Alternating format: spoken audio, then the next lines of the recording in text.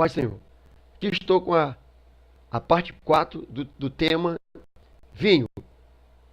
Pode tomar um copinho, embriagante ou não embriagante? Pode tomar um copinho de cachaça?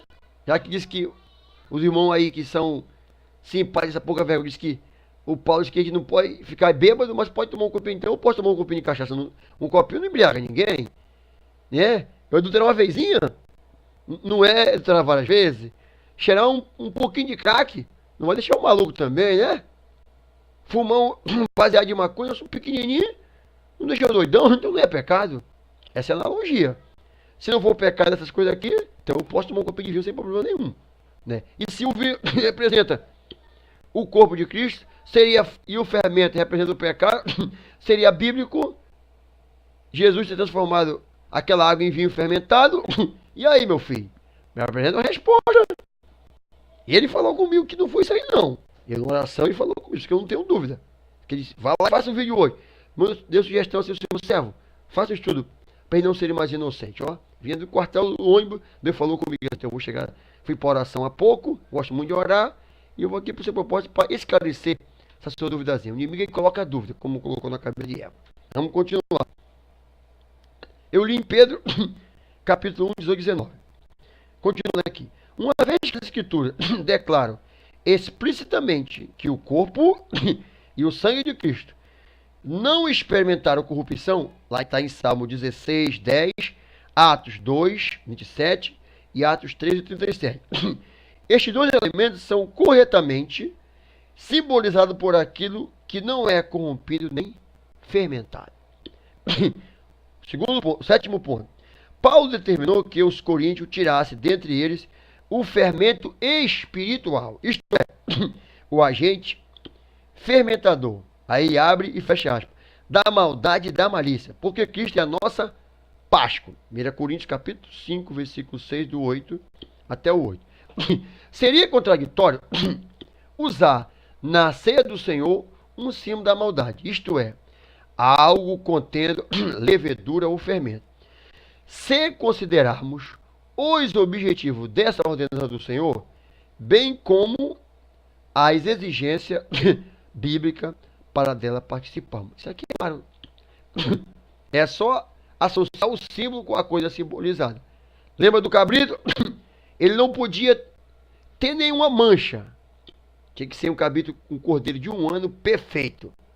Se Cristo é perfeito, por que nós iríamos pegar algo fermentado para representar o corpo de Cristo que não tem fermento, meu amado? Ó, reflete aí. Vamos para a parte 5. E daqui eu concluí o estudo 1 da Bíblia de Estudo Pentecostal. Agora eu vou partir para outra parte do que se refere àquela passagem de João 2,11, que é Jesus transformando água em vinho. Que é isso que os crentes sem vergonha que querem tomar um pouquinho o goró do vinho do cão e depois ficar bebão, partir para cerveja, para cachaça, querem se escudar para proteger, ok? O seu arrazoado infundado, satânico e mundano. Então, eu vou ler aqui, né? Isso aqui, desse vídeo, tem a conclusão da parte 4 e a introdução da parte 5. Vou ler o texto de João 2,11. Jesus principiou assim seus sinais em Caná da Galileia e manifestou a sua glória e seus discípulos creram nele. A pergunta, que não quer calar. O vinho, misturado ou integral, hein? Os dados históricos sobre o preparo e uso do vinho pelos judeus e por outras nações no tempo do mundo bíblico mostram que o vinho era frequentemente não fermentado e, em geral, misturado com água. O estudo anterior que eu li lá aborda um dos processos usados para manter o uso da uva, do suco de uva fresco em estado doce, sem fermentação.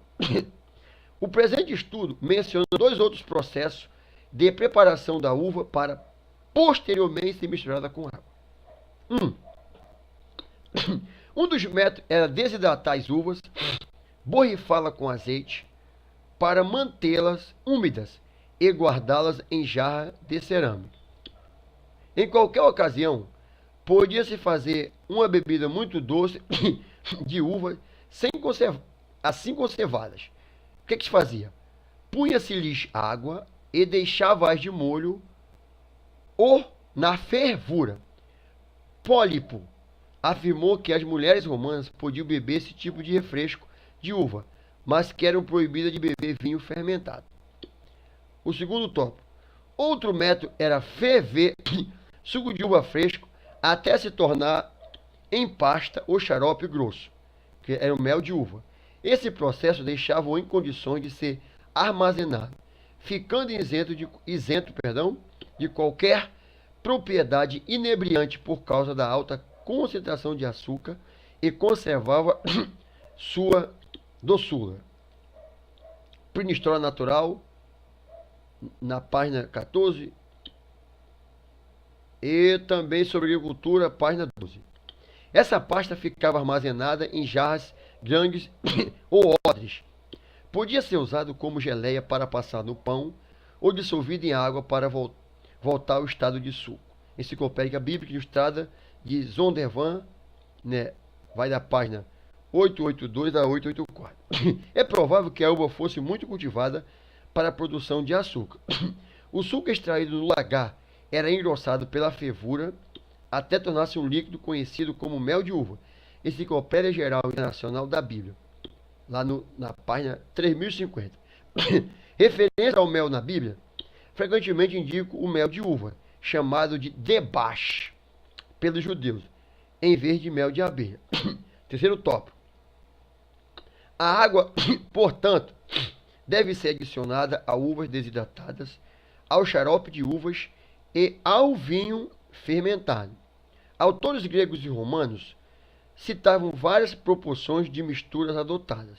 Homero, em Odisseia, lá na página 208, menciona uma proporção de 20 partes de água para uma parte de vinho.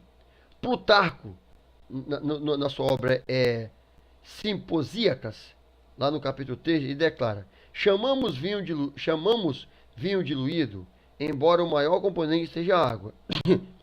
Plínio, na História Natural, na página 54, menciona uma proporção de 8 partes de água para uma de vinho.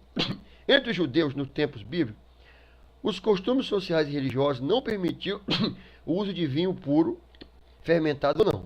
O Talmud, uma obra judaica que trata das tradições do judaísmo entre o ano 200 a.C.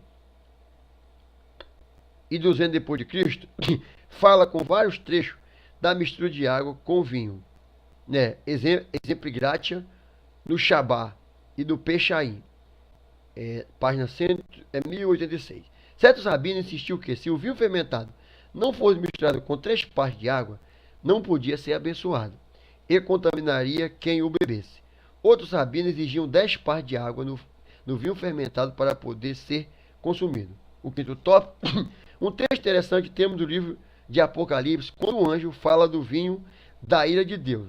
Declara que ele será não misturado, isto é, totalmente puro. Apocalipse 14, versículo 10. Foi assim expresso porque os leitores da época entendiam que as bebidas derivadas de uva eram misturadas com água. Vamos ver uma nota que tem em João, capítulo 2, versículo 3. Eu vou ler aqui. Estou sem meu óculos, mas eu consigo ler. João diz assim, ó. Vinho. A palavra vinho do grego, oinos, no Novo Testamento é um termo genérico e pode se referir ao vinho fermentado ou não. O sentido de ordem deve ser determinado pelo contexto e pela probabilidade moral. Quem avaliza que quer beber é porque é um ser moral. Quem não concorda é porque o Espírito Santo está nele, que é o Espírito Santo, que ele é moralmente correto. Então, quem quer um pouquinho exatamente, até desse pouquinho que o diabo leva as pessoas para o inferno. Todos que eu conheci, pastor, eu comecei tomando um riozinho, daqui a pouco eu não me encontrei com um copo, eu fiquei bebum, fui para cerveja, ó. O bagulho ficou doido. Então, meu filho, negócio de pouquinho é coisa do inferno. Vamos continuar aqui para concluir essa parte do vinho aqui. Em resumo, o tipo de vinho usado pelos judeus nos dias da Bíblia não eram idênticos ao de hoje.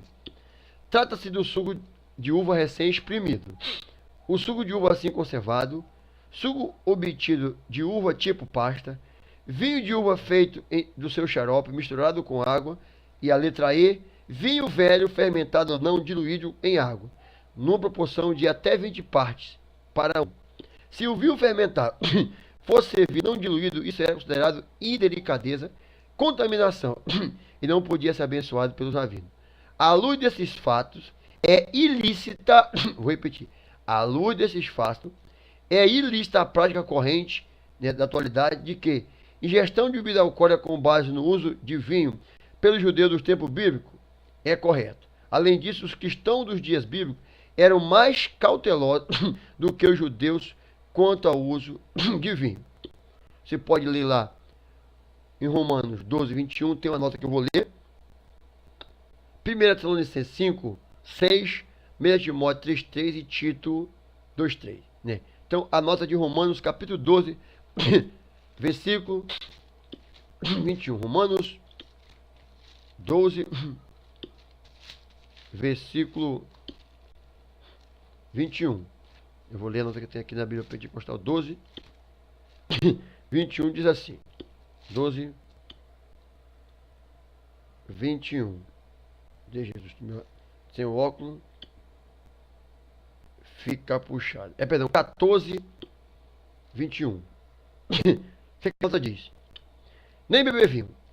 A Bíblia contém duas leis principais para o crente quanto ao vinho, que inclui o produto da videira, tanto não fermentado quanto fermentado. A lei da abstinência do vinho, quando fermentado, inebriante, e a lei do amor cristão, que leva a pessoa a abster-se daquilo que pode ofender os outros. Paulo afirma que numa sociedade pagã, isto é, num ambiente não judaico, onde prevalecem as bebidas inebriantes e embriaguez, é melhor evitar de beber, mesmo vinho não fermentado, do que beber algo que possa levar outro cristão a pecar. O uso de vinho não inebriante era tecnicamente inofensivo para alguns crentes, mas podia influenciar os mais fracos a tomar vinho fermentado, expondo assim a embriaguez com os seus danos. Então, eu quero parar aqui nessa parte, vou parar para a quinta parte. Então, aqui está dizendo realmente que o lance é se você tomar um copinho, leva alguém a pecar ou se escandalizar. Tome vergonha na cara, nem copinho, nem copão, nem golinho, nem golão, como diz o Zé da Rocha. Partamos para a quinta parte.